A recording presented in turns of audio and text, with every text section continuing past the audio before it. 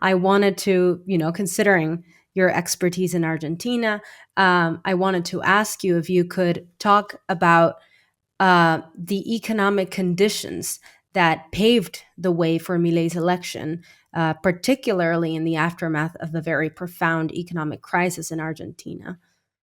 Sure. So in Argentina, there's an old sort of debate that suggests that to some extent the inability of the country to develop is that uh, we have an inconsistency between the political system and the economic system. So in this relatively conservative view, I would say, what you have is an economic system that is very good at producing um, agricultural commodities. It was beef and wheat back when, and has been soybeans essentially. Maybe lithium in the near future. Uh, you know, in more recent years, but essentially a model of development that was successful. Argentina, Milei has said that Argentina was he said it recently at Davos that Argentina was a developed country, the most developed country, and that's obviously, I ought to say, that's one of those mythical things that Argentinians like to believe, but it makes no sense. Argentina had a high income per capita, like I don't know, Kuwait may have a high income per capita. We exported beef and wheat at a point in time to England, to Britain, at a point in time when England was the hegemonic country, and the value of those things was very high. So the income per capita was very high, almost German and French levels, but or German and French levels, but per capita.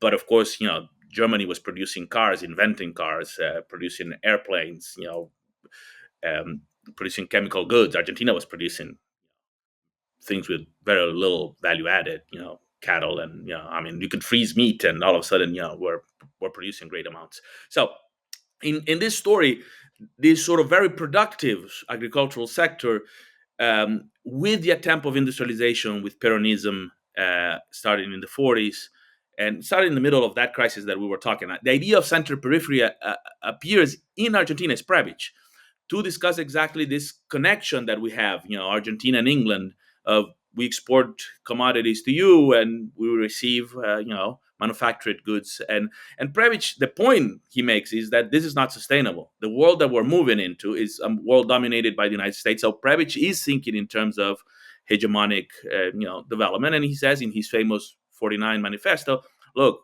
the United States produces all the things we produce. We cannot export meat and wheat to the United States. We have to industrialize. By the way, development is bringing up the wages of the working class, and the only way to do that is by industrializing. Why? Because in a boom, wages go up in the center and the periphery, but because of industrial wages and unionization and those things, they can keep the higher wages in the center.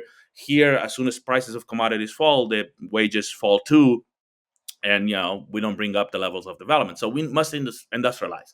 So they see this economic project as a fundamentally flawed one, and one that would lead to eventually political problems. Why? Because now you have an industry in Argentina, and this industry is strong unions behind it, peronism behind it, and so you have a cycle, a pendulum. So Marcelo Diaman talked about this pendulum. The pendulum was, you get a populist government on the left that comes and industrializes and grows and pushes wages up, consumption goes up, and with that imports, we accumulate too much foreign debt, and that leads eventually to a crisis and the return of a conservative government that will be concerned with inflation and so on and so forth. So in a broad sense, you can see the pendulum as, and Milei being one iteration of this, pendulum that we go back and forth. But I think that misses a little bit the point. So I actually wrote recently on that. I think that up to the 1970s, that's exactly the pendulum that we have. So we had pendulums in which we had conservative governments and more progressive governments, that essentially the dispute was, we're going to industrialize and have higher or lower wages. We'll have Peronists formally part of the government, or informally part of the government, for a good chunk in the 50s and 60s. So from 55 to 72, Peronism is proscript. They cannot appear in the ballots, and Peron was outside of Argentina, of course. Uh, but with the military coup in 76, what happens, and it starts even the year before, I should say, in 75, in the policies of Isabelita already, um, we have a turn to neoliberalism. And again, that turn wasn't determined in Argentina. It's a turn that starts happening, as I told you, in the United States. The United States is, we're going to pursue neoliberal policies globally. The first place they do it is, they force with sanctions a huge crisis in Chile. So they bring down Allende, not just, you know, with military and CIA intelligence support to the right wing, but economically. So they use sanctions to bring agenda down and cause inflation and cause the recession and so on and so forth. Although these things these days are to some people anathema, but that's the fact. And at that point we start having something different. The pendulum in Argentina is not as much between projects that are essentially about development and industrialization, in which they're more or less inclusive with respect to the working class. What we start having is a project that it's to go back to an Argentina of the 19th century, to destroy any sort of uh, type of industrial development. And Milei talks as if what he's doing is absolutely new, but his policies are essentially the same of the dictatorship from 76 to 83, from the Menem, which was Peronism, neoliberal Peronism. So it proves that Peronism can be anything, of the 90s, and of the Macri government of 2015 to 2019. So much so that I can point to, if I just tell you the name of economists. So the major economist of the first dictatorship was Martinez de Oz, Jose Martinez de Oz, and eventually in the central bank they had Domingo Cavallo as the central banker of the military dictatorship, with 30,000, I should say 30,000, deaths, killed people by that bloody genocidal dictatorship. And Cavallo is the main finance minister of Menem. He comes back, at the end of the 90s, 2000s, with De la Rua, and to try to save his brutal plan that of deindustrialization of the 90s. His second in the finance minister is Federico Sturzenegger. Sturzenegger becomes then the president of the central bank during the Macri government, and he's the guy that has done all of these constitutional reforms, although he doesn't have a explicit role in the government. And I should say Caputo was the finance minister of Macri and is the finance minister of Milei. Um, Sturzenegger is certainly an intrinsic and fundamental part of this government. So the notion that I can, and they're all trained, a good chunk of them. So people like Cavallo and Harvard. I think Sturzenegger went to Penn.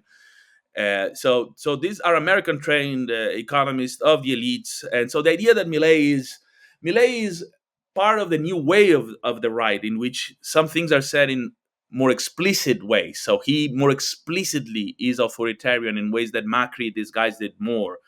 Um, but they're essentially the same. So there should be no surprise. So they're part of this pendulum, and the pendulum is a pendulum that it's a model that it's not just about keeping wages down now. It's against any possibility of promoting development in Argentina. It's promoting industrialization. So it is. I joked, if you can talk about in this paper that I was suggesting, instead if we talk about development by invitation, so that the United States. What is this paper? Tell us so that Oh, it's a people can little look it paper up. that it's in an Argentinian think tank. It was published. I did put it on Twitter and whatnot. It's called. So it's in Spanish. Neoliberalismo o barbarie, with interrogation Okay. point. So neoliberalism of barbarism. Of course, playing with the civilization of barbarism. And which is what they say. It's the logic of their model that and Milei has been explicitly, as if he's Sarmiento and talking about the 19th century Argentina, that the dichotomy here is between civilization, the neoliberal policies that he's implementing, or barbarism, anything else. And what I suggest is exactly the opposite. What invites barbarism, and including, he has brought back people that are for the dictatorship, that want to reivindicate the 30,000 people that were killed. So it's on that level. And so I think neoliberalism is what invites barbarism, and so the new pendulum is a pendulum that it's really it's more dramatic than the pendulum that we used to have, because it brings a destructive component. It's very hard. So if they go now and privatize Aerolíneas Argentinas, if they close or privatize, or INVAP, the firm that does satellites and has had a hand before in nuclear plants and whatnot. So those are things that were very costly for Argentina to get and create the technology and create the sort of conditions to have a little food in this particular sort of niches. Development is always a complicated, slow, complex sort of process, and destruction is very easy. That's the advantage that this model has. It can be very destructive, and I should say, for these people, in the way they think, which is a very racist sort of way of thinking, and people don't normally think about those things. The example I always give is my son. When I spent 2 years at the Central Bank of Argentina more than a decade ago. So my son had the luck of of spending 2 years in the Argentinian school system, and he was shocked, coming from the United States, in which lots of people ask him, "Oh, you're Mexican, you're Cuban, whatever. It doesn't matter what you are, because it's all the same." Oh, that Argentinians were very racist and against Bolivians and Paraguayans and those things. And he was absolutely shocked. Says, "Yeah, I'm sorry." So the notion of these people is Argentina ends up, at Avenida Santa Fe. So it ends up where the posh neighborhoods of Buenos Aires end. So Argentina is fine. That's what he said. Argentina was a developed country. Of course it was. Yeah, if you lived in certain parts of Buenos Aires, Argentina is a developed country. And the rest is what? It's not Argentina. It's whatever. It's Paraguay. It's Bolivia. They see themselves as not being part of Latin America, and that's essentially, what the Argentinian elites have in mind. The rest we can kill. It doesn't matter. It's they kill 30,000. Doesn't matter. It's Macri before Milei says it's 8,000. It wasn't 30,000. They minimize those things because it's not really people. It's stuff that doesn't matter. And so that's the model of development. I have one last question for you. I wanted to ask you, it's hard to answer this, but how do you foresee Milei's election impacting the political and economic landscape of the country? I don't know if you've already kind of answered this question, but maybe is there No, I think a that there are positive note that we reasons. can end in any Yes, way? The I think pendulum, there are reasons perhaps? to not be as pessimistic as I might have sounded. So, in what sense? And I said that in 2015 when Macri won. So I think that the dictatorship was brutal, and the coming out of that was very difficult. We had a project, wasn't Peronist, was the first time Peronist didn't win an election with Alfonsín. That was an attempt to reconstruct, but we were in the middle of a debt crisis. When you don't have dollars and you have uh, to pay, and those circumstances led to hyperinflation. So it led to eventually what was the neoliberal model of the 90s, and it was somewhat inevitable. And I think the 90s were very frustrating. I was young in the 90s, and so it was very frustrating. Why? Because here you have Peronism coming back, and Peronism doesn't come back as pro development, pro higher wages. They come exactly, it's disguised with this phase of Facundo. Facundo is obviously the person that Sarmiento was sort of suggesting was the barbarism of Argentina, the caudillos from populist caudillos that promoted underdevelopment, and that our liberal elites sort of decried and detested. And here you have this guy that it's he looks like the part of the caudillo, but and he's a Peronist, but promotes the most savage reconstruction of the Argentinian economy. So the industrialization, the selling of everything and whatnot, darling of the IMF and the World Bank, and so on and so forth. And we got to a crisis that was brutal, the worst crisis in the history of the country. 2001, 2002 was brutal. My father had a heart attack just seeing people destroying the country and whatnot. He was lucky to survive another 20 years, but it was a spectacle of destruction. And but we did regain hope, and the notion that perhaps the country could sort of be rebuilt. And there was some degree of reconstruction. The times were better. The boom of commodities, China entering the World Trade Organization, and so with the Kirchners, from 2003 to 2015, there was a significant recovery, not just of some degree of of the developmental sort of project, but also wages went up. And so there was some hope for uh, a more inclusive project of Argentina. So what I think, so it was different with Macri and it's different with Milei, is that you have an organization again. So the dictatorship destroyed a lot of that. They killed 30,000 people. That people like myself that never came back to the country, or I came back a little bit, and worked there for a while, but um, a lot of people never came back. And so in that respect, it allowed to reconstruct a lot of the resistance to when this pendulum comes. You have there a group of organized institutions, parties. The peronism is Kirchnerism to a great extent. It's not only that, but there is a good chunk. So Kicillof in Buenos Aires won a major election. Why? Because the people in the periphery of Buenos Aires that are not in the city, uh, are part of the province. They voted for him. So we do have a clear leader of a more progressive Peronist project.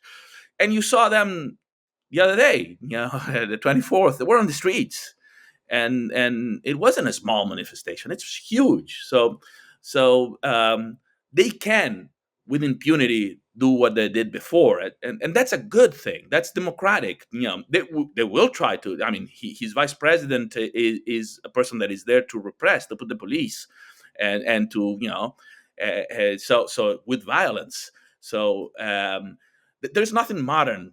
They play as if they're liberals and civilized. And he said at Davos that it's Keynesians and social democrats and Peronists and populists and fascists are all the same. But he's the fascist. He's not even the mild mannered face of fascism. He's very evidently the face of fascists. I'll say this: the worst is not people like Milei, that is a clear fascist and you can sort of pinpoint him down.